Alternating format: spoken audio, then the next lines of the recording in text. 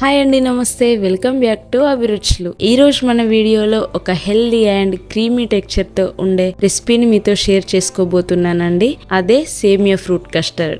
బయట ఎండలు కూడా పెరిగిపోతున్నాయి కదా, అందుకే ఇంట్లో ఉన్న పళ్ళతోనే చల్లచల్లగా ఎంతో టేస్టీగా ఉండే సేమియా ఫ్రూట్ కస్టర్డ్ ని చేస్తున్నాను. ఇది హెల్దీ మాత్రమే కాదండి, చాలా ఈజీగా తక్కువ టైంలో ప్రిపేర్ చేసుకోవచ్చు. జనరల్ గా అందరూ ఫ్రూట్ కస్టర్డ్ చేసుకుంటారు, కానీ సేమియాతో చేసే ఈ వెరైటీ చాలా టేస్టీగా ఉంటుంది. పిల్లలకైతే ఇది బాగా నచ్చేస్తుందండి. మరి ఆలస్యం చేయకుండా ప్రాసెస్ ఎలానో చూసేద్దాం.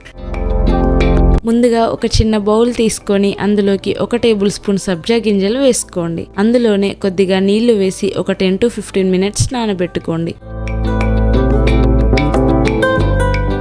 ఇప్పుడు స్టవ్ మీద కడాయిని పెట్టుకొని అందులోకి 1 టేబుల్ స్పూన్ నెయ్యిని వేసుకోవాలి. నెయ్యి హీట్ అయ్యాక 1 కప్పు దాకా సేమియాని వేసుకోవాలి. మంటని మీడియం ఫ్లేమ్ లో ఉంచి సేమియాని దూరగా వేయించుకోవాలి. ఈ సేమియాని మరీ ఎర్రగా కాకుండా లైట్ గోల్డెన్ షేడ్ వచ్చే వరకు వేయించుకుంటే కస్టర్డ్ టెక్స్చర్ చాలా బాగుంటుంది. ఇలా వేయించుకున్న సేమియాని ఒక ప్లేట్ లో పక్కన పెట్టేసుకోండి.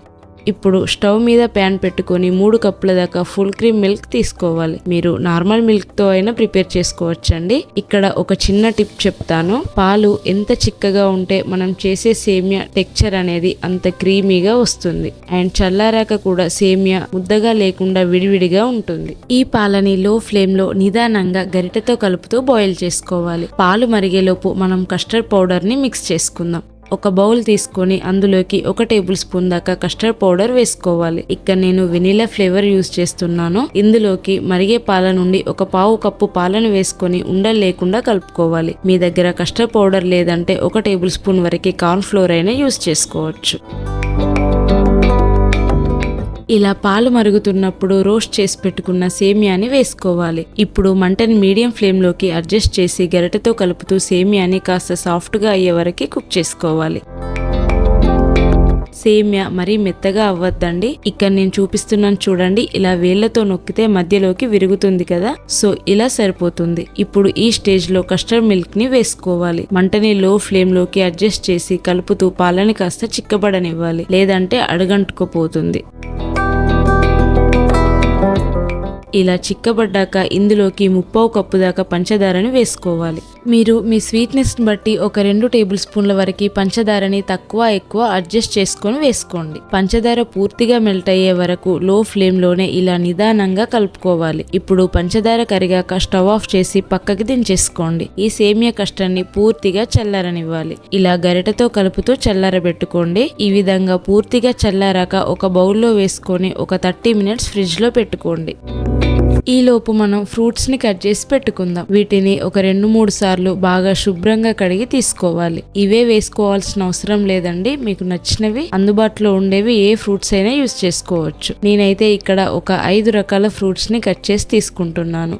ఇప్పుడు సేమియా కస్టర్డ్ ని బయటకి తీసి ఫ్రూట్స్ ని యాడ్ చేసుకుందాం. ముందుగా మనం నానబెట్టుకున్న సబ్జా గింజల్ని వేసుకోవాలి. వీటిని వేసుకోవడం వల్ల ఒంటికి మంచి చలవని చేస్తుంది. నెక్స్ట్ ఇందులోకి green grapes, black grapes, apples, banana and దానిమ్మ గింజల్ని వేసుకోండి. లాస్ట్ లో నేను ఒక 1/2 కప్పు వరకు బాగా సన్నగా కట్ చేసి పెట్టుకున్న డ్రై ఫ్రూట్స్ ని కూడా వేసుకుంటున్నాను. ఈ కస్టర్డ్ లోకి తినేటప్పుడు డ్రై ఫ్రూట్స్ పంటి కింద తగులుతూ భలే టేస్టీగా ఉంటాయి.